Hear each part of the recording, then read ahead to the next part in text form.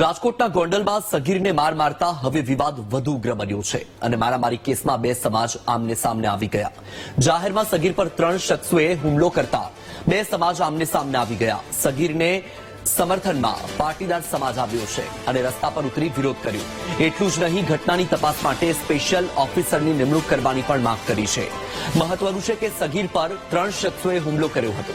Sangramji college ગ્રાઉન્ડમાં લાકડી ધોકાથી યુવકને માર માર્યો હતો, જેને લઈને સગીરના પિતાએ પોલીસ મથકમાં મયુર સોલંકી, દર્શન અને અજાણ્યા શખ્સ સામે ફરિયાદ નોંધાવી છે.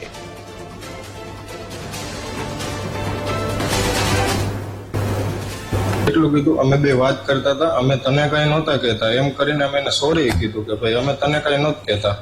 ત્યાં એ છોકરાનું ઘર આવી ગયું અને ઘરમાં એ વયો ગયો અને એમને કીધું હતું કે આ ભાઈ વાંધો ને, એટલે અમે સીધે સીધા વયા ગયા. એ ફૂટેજમાં દેખાય છે છોકરો. પણ એ રહી વાત, છોકરો એમ કે છે નશા કરે, ડ્રગ્સ પીવે કે ગાંજો પીવે કે એવું તો કઈ છે નહીં. અને એવું તમારે કઈ જોવું હોય સોસાયટીમાં કઈ જોવા મળે, રિપોર્ટ કરાવવા હોય તો એની છૂટ છે. તમે આ છોકરાને ક્યાંય સંપર્કમાં આવેલા એક વાર છોકરાને જોયો જ મેં પહેલી વાર હતો, બાકી છોકરાને જોયો નથી મેં. હાર મારનારા કેટલા લોકો હતા? ટોટલ 3 લોકો હતા.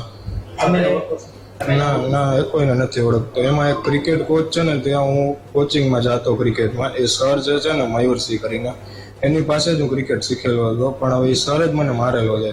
આ વસ્તુ 18 તારીખે બનાવ બન્યો બપોરે 3:30 મારા છોકરાને ઢોર મારતા હતા. એ વિડીયો તો બધામાં વાયરલ થઈ જ ગયો, બધાને ખ્યાલ જ છે, બરાબર.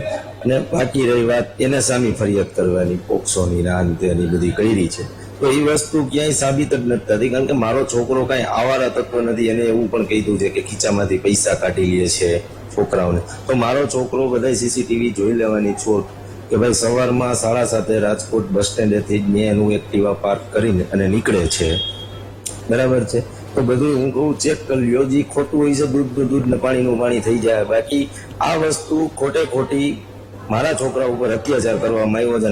ઈ બે છે ને છોકરા બે છે ને મહિના દિવસના હેરાન કરતા હતા. પેલા હું અહીંયા જયારે અહીંયા છેટ આવતો ને તો ઘર સુધી છેટ ભેગા આવતા અને જ્યાં હું જાઉં ને પાછળ આવતા. અને આ વખતે તો જ્યાં કોલેજ ચોકમાં બેઠા હતા ને એમ કરીને બોલાવતા હતા. પણ એની સામું ન જોયું ને તો ત્યાં ટ્યુશન સુધી પાછળ આવીને ધક્કો માર્યો તો મારા આ પગમાં વાગ્યું અને દાંડીથી ને પીવીસી પાઇપથી ને અહીંયા માર્યો.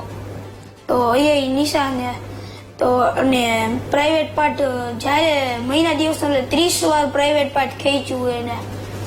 જ્યારે મળે ને ગાયડું બહુ બોલતા હતા.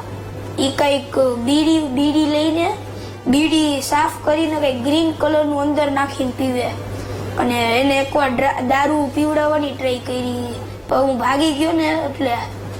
અને એ કંઈક વ્હાઈટ કલરનું ઊંઘતા હોય, એને ઊંઘાડવાની ટ્રાય કરી, ઊંઘાડ્યું તે. તો બીજી તરફ આ કેસમાં નવો ઘટસ્ફોટ થયો ત્યારે થયો જ્યારે ક્રોસ ફરિયાદ નોંધવામાં આવી. ફરિયાદમાં ઉલ્લેખાયેલા આરોપીએ સામે ફરિયાદ નોંધાવી છે. ફરિયાદમાં પાટીદાર સગીર અને તેના મિત્રએ મળીને 13 વર્ષના તરુણને માર્યો હોવાના આરોપ લગાવ્યા છે.